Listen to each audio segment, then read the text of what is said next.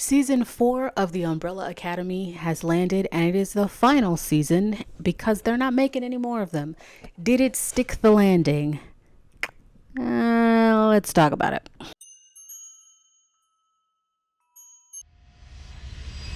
Disclaimer: this review may contain spoilers. You have been warned. Hello, my name is Diamond, aka Lady Leo. Welcome to my channel, or welcome back if you are a brand new viewer. Netflix chose to drop all 6 episodes of the last and final season of The Umbrella Academy on, I think they dropped it on Thursday. Whatever day Thursday was, that's the day they dropped it on. And all in all, I feel like it just reeks of them just kind of like wanting to be done with the series, because they dropped the whole season at once, which is something they haven't been doing really this much at all. They've been doing a lot of like splitting the seasons into 2 parts. Now maybe they thought that wasn't warranted because there's only 6 episodes, but there's only 8 episodes of Bridgerton, so just saying, we split Bridgerton into 2 parts, and we split Cobra Kai, sorry I couldn't remember, into 3 parts, but I guess there's 15 episodes, but those episodes are 30 minutes each. Anyway, my point is, the fact that they just like dropped it all at once, just kind of, to me, it's like, okay, we're done. Goodbye, bye Umbrella Academy. I think what we end up with is like a season that feels very incomplete. And while there's definitely some touching moments in there and some funny moments, Umbrella Academy always has funny moments. And, definitely some interesting moments, because the Umbrella Academy always has some interesting things going down. But I leave the season feeling very, very unsatisfied. Even though season 3 is not my favorite, I would say, like, having seen all 4 seasons, the best are the first 2 seasons of Umbrella Academy. I do think that season 3 left us in a pretty interesting place for this season. So essentially it left us with the gang rebooting the timeline. I mean, specifically Allison. So they reset the timeline, and they all get kind of new lives, and they don't have their powers, but they still have all of their memories from the original timeline that they're from. And they decide to like go in their separate paths. So I thought this left us in a really, really interesting place, considering they don't have any of their powers, but they still have all the trauma that they're dealing with from their father, from their childhood, etc. And they all go down their own different paths. But the show kind of immediately skips delving into any of that by just giving us a 6-year time jump immediately when the show starts. And that's kind of where we pick up with the gang, the family. Now, if you've never really watched The Umbrella Academy, I would say that it's very much an oddball show. You might watch it and be like, wow, this is kind of strange. But the more you watch it, the more you kind of like it. And that's heavily elevated by the cast. Like, they have a fantastic cast, and nobody on the cast is bad. Everybody is amazing and doing an amazing job. And I think they're doing a lot of work in this season for a script that isn't really servicing them, and the cast elevates it quite a bit. I don't think they're elevating it to being a better season, but they're definitely trying. They're working with what they got. That being said, if you think about it, the plot of like each season is typically the same. It's basically the world is going to end and they have to save the world, which is pretty funny if you think about it, because even they joke about it within the context of the show. They're just like, oh, the world's ending again. But once you get to the end of this season, you kind of understand why. Because essentially, when they were created with Marigold, which Marigold is a substance that gives them their powers, that was created by their father's wife, and they're both aliens, by the way. They never really delve into that. I'm sure they do in the comics, but we don't really get too much about like the home planet that they're from or any of that. Like, there's definitely a couple episodes that would be interesting to delve into their alien backstory. But anyway, so yeah, the father releases the Marigold. That's how all the women around the world get pregnant, which creates them, and then he goes and scoops them up, which is part of the Umbrella Academy.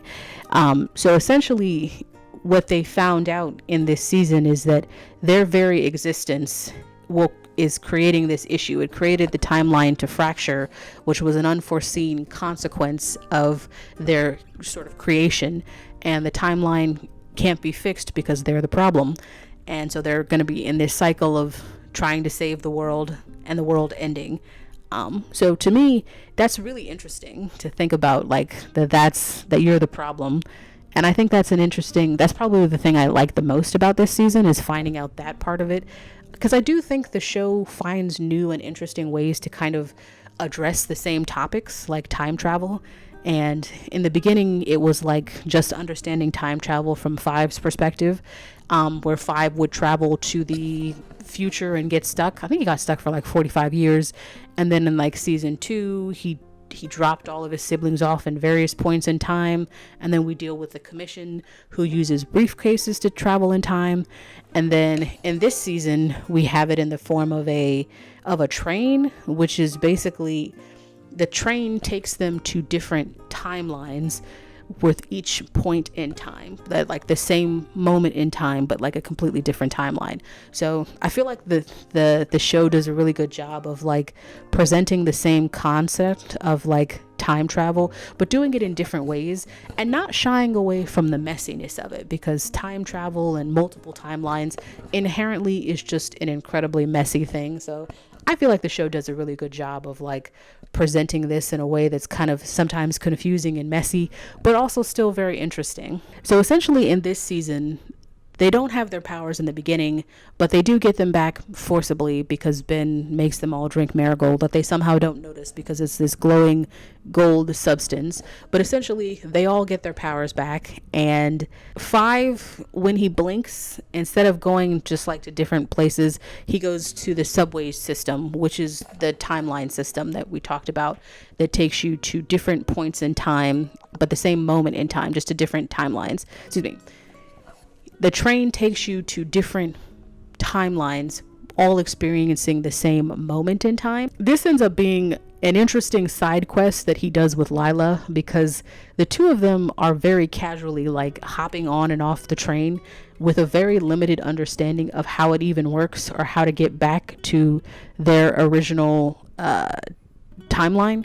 Like, so much so that I feel like the first few times that they hop on and off the train, they get pretty lucky. And then that ends up becoming an issue, because they end up getting stuck, not being able to get back to their timeline, and it becomes a whole thing. But the thing that I find interesting too is that like the whole side quest that him and Lila go on, it ends up costing them a lot of time for them. But it must mean that the passage of time is different for like the train system, or maybe it exists outside of time, because they make a point of saying that within all the different timelines that they travel to, time is passing at the same rate, because it's the same moment in time. However, Lila and Five managed to get stuck trying to get back to their timeline, and they're stuck like that for 7 years. So yeah, I guess the train must exist outside of time, but it still has its own time for them to have 7 years pass while they try to get back to their time. But like when they come back, I don't think they said how much time had actually passed, but it feels like it's only been like a few days max. Sorry, if it had been like weeks or months, that would have been more like concern, but it's probably just been like a few days. I do think this sort of side quest that Lila and Five go on, it is interesting to say the least, because they end up having a romantic relationship, which admittedly I do understand. Like, if you're stuck in this situation with someone that you know, and Lila and Five have always gotten along pretty good, and you're trying to get back to your timeline, but it's been 7 years. It's been 6 years and some change, but like we're just rounding it up to 7. But and they haven't been able to get back. I mean, they got tired, they took a break, but it's just weird, because anytime I look at Five, I always think to myself that I have to remind myself that it is a man who's in his mid-60s mentally, but he's in the body of a child, of his child self, because of what happened when he was in the future and going back to the past for his family. He miscalculated, which caused him to be in the body of his child self, but mentally he's still like 60. So at this point he would be in his 70s mentally and still a child. Now obviously the actor Aidan Gallagher, who plays Five, is aging, but he definitely looks younger than the actress who plays Lila. and it's just very strange to me. And I don't know how I'm supposed to feel. Am I supposed to root for them? I don't root for them. I just feel weird. It's just like her with a child. And again, you also have to take the mental thing into account, the fact that he's like mentally 70-ish. So I don't know. It's just a weird thing. I'm not saying that it doesn't make sense contextually for like where they are. I'm just saying it's weird. Anyway, so moving on. I really wish we could have gotten more dynamic about like Lila and Diego's marriage, because remember, we get a 6-year time jump at the beginning of the show, and they have 3 children. They have a set of twins, and they have another child. Their oldest child is 6, which means they got married and got started right away on kids, because she's 6, so she would have been conceived pretty soon if she wasn't, or maybe Lila was already pregnant. I don't remember. Like, the recap was there, but like it wasn't recapping enough, because I don't remember if Lila was pregnant or not. Anyway, so yeah, I would have loved to get more of a dynamic about those two. I think we get like moments of them, but it's just not enough. The decision to cut the season down from the normal 10 episodes that every season has had to 6, I feel like is way to the show's detriment. Like, that's basically cutting the season in half, and it takes out the ability to really add some more weight to things like this. Like, I would have loved a couple of, or maybe just like one episode dedicated to like the passage of time between where they left themselves at the end of season 3 and where they are now, because I just don't feel like we fleshed out enough of that stuff. And as a result, I don't feel like everybody gets a lot to do this season. Like, 5 is always my favorite character, but I didn't really love his arc this season. Maybe that's because I just feel quite weird about him and Lila. And so I definitely think Victor gets probably the most to do outside of 5. Klaus is just there. They don't really know what to do with Klaus, and his story has nothing to do with like the overarching story of the plot. You know what I mean? Like, if you take out the stuff that's happening with Klaus on the side, it wouldn't really change anything. And yeah, I mean, we get some comic relief from Luther, and I've always really liked Allison, but I don't know, it just didn't feel like she was super present this season either. And then there's Ben. So just to clarify, this is not the Ben from the Umbrella Academy, because he died, which we'll get into in a second. This is the one that they met in season 3 from the Sparrow Academy.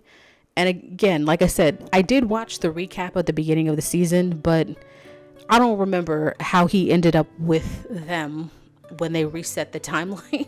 I do remember I'm sure they killed all of the Sparrow Academy. Did they kill them? I don't remember what happened to them. I think they died, but something like that. But I don't really remember how Ben ended up with them. I'm sure I could go back and watch it. But anyway, so Ben from the Sparrow Academy is with them. And considering the time jump, we don't spend any time with Ben. We just realize that he did something, put himself in prison, and Luther's the one bailing him out. And that's kind of where we start with Ben. I've always really liked Ben. I really like the actor who plays him, Justin Min, I believe. I think his last name is Min. But yeah, I really liked him. And his portrayal of this version of Ben is fine. I mean, it makes sense. He's a different version of Ben.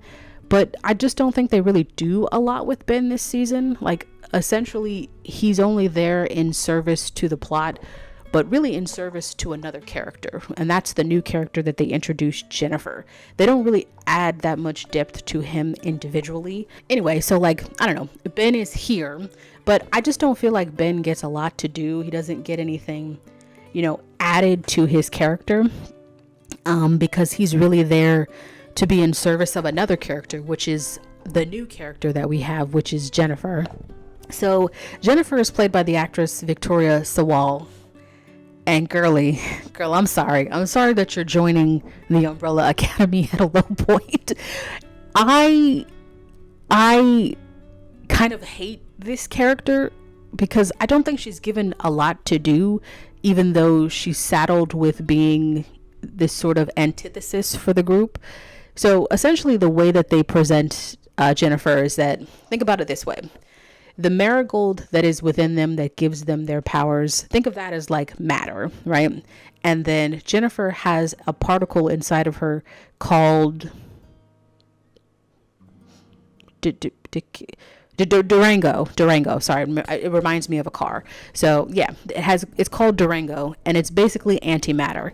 And these two particles, they don't play nice. And essentially, so Reginald's wife, who created Marigold, she accidentally created Durango, or Durango was created as a byproduct of like Marigold, and it's the opposition to Marigold. So like I said, matter, antimatter, and those two don't play nice. So Jessica somehow has the antimatter in her. I don't remember this season ever genuinely explaining why she is the only person who has this particle in her, whereas, you know, Marigold went into multiple people, but there's only one person with this particle called Durango. But she's been kept in a town away from everybody, presumably to keep her from merging with anybody who has the Marigold in them, because it would bring about the end of the world, because we always cycle back to the world ending. So we find out that like Jennifer and Ben are linked because they touched in the original timeline. So in the original timeline from the Umbrella Academy came from before they reset it, Ben had died. Ben died when they were younger, and nobody could really remember like how or when Ben died. So what turned out to be the case is that Reginald sent them on a mission essentially to kill Jennifer. They didn't know that she was in there at first, but it was to kill Jennifer. And Ben decided to open the box and found out that it was a girl in there. And he touched her, took her out of the box, and Reginald killed them both, shot them both in the head, and then he wiped his children's memories. Dude is straight savage. And that's how Ben actually died. I know this is probably going to sound kind of effed up, but it's kind of an anticlimactic way to go out. I'm sorry. But that's how the original version of Ben died. And you know, the crazy thing too that they don't touch on is that I guess Ben wouldn't have known how he died either. Like, because remember, Ben died, but because of Klaus's powers, he stayed like in his ghost form for years. So I'm guessing they never talked about it, but because Ben was shot from behind, he also wouldn't have known like how he died as well. So yeah, sorry. That's how the original version of Ben died. But anyway, so catching up to our reset timeline, because of this, Ben and Jen are linked. And anytime they touch, they activate the stuff. Yeah, they activate the stuff. And it usually causes people to die around them, which I don't know how they're driving around and not noticing this. Like, so the two of them hook up, they do the do in a hotel, and this creates like a wave of destruction, like physically, in terms of like there's dead birds around, they broke windows, you know, they killed the attendants, and the two of them drive off into the sunset. And I'm just like, so you guys didn't notice any of this stuff? I don't know, maybe they noticed and they're just like, we don't care because we're in love or whatever. I don't know. That's how they're playing it. I feel like it's just because of this connection from the previous timeline, but okay. So anyway, the situation is that if the two of them are allowed to remain connected, this will bring about the cleanse, which is supposed to presumably erase this timeline and reset it to the original. I'm assuming that's what the cleanse is supposed to do. So the plot is we got to get Jen and Ben away from each other, because if they keep doing the world's gonna end in typical Umbrella fashion. But yeah, you know what I didn't expect to happen, like at the end? So when they said that the cleanse would happen, I'm picturing that like eventually like something will happen and the two of them will be in enough close proximity where like they'll just, I don't know, a wave of destruction will sort of feed off across the world and destroy it. That's kind of what I'm picturing when I think of like a cleanse. What really ends up happening is this weird body horror that happens to both of them, which is like the Fly style. If you've ever seen The Fly, you know what I mean. It's really gross. It's really gross and just disconcerting to look at. And they end up sort of merging into one big sort of like kaiju monster. And honestly, all I keep thinking is, wow, this is a really inefficient way to end the world, right? Like, this would take a lot of time if you have to sit here and like destroy individual buildings and shit. Wade across the water to the other continents. Like, that's what ends up happening. They turn into this big kaiju monster and they're like destroying buildings, and I'm just like, so this is the cleanse? Okay, all right, so I'm getting to the end. I guess that's essentially the cleanse. I forgot to mention the Jeans. So you have Jean and Jean, which is played by Nick Offerman and Megan Malloy. I'm sorry, I don't know how to pronounce her last name, but I think it's Malloy. But they were actually married in real life. They're probably my favorite addition to the show because I just really like both of them individually, and then they just play off of each other really nice. So they're really funny. They add some nice fun moments to the show. They don't really get a ton to do. They're part of the extremist group that believes they're in the wrong timeline, which I guess to a certain extent is true. And they're searching for Jennifer because they want to bring about the cleanse. They want the world to end. And yeah, they both end up dying though before they can see that happen. So yeah, that's how that goes down. In the end, what ends up having to happen is that the family has to allow the Durango to merge with the Marigold within them, which would essentially erase them from existence, and it would rectify the issue of all the broken timelines because they were the problem to begin with. So no amount of fixing the timeline could be done unless they fixed the problem, which was their existence. So it would wipe them from existence. They managed to send their families off on one of the trains to a multiple timeline, presumably to the original timeline. However, this doesn't really make sense, right? Because like I guess it could make sense for their children, right? Because Lila and Diego have 3 children, and then, Allison has 1, Claire. And if they send them off to another timeline and their original parents cease to exist, I guess, do they just have new parents here? Like, how do they, I guess they could exist with new parents. But anyway, yeah, so that's how the show ends. The show ends with there being lots of peace and there not being any Umbrella Academy. That's the end of that's the end of season 4. Yeah. In case it wasn't very clear, I don't like this season at all.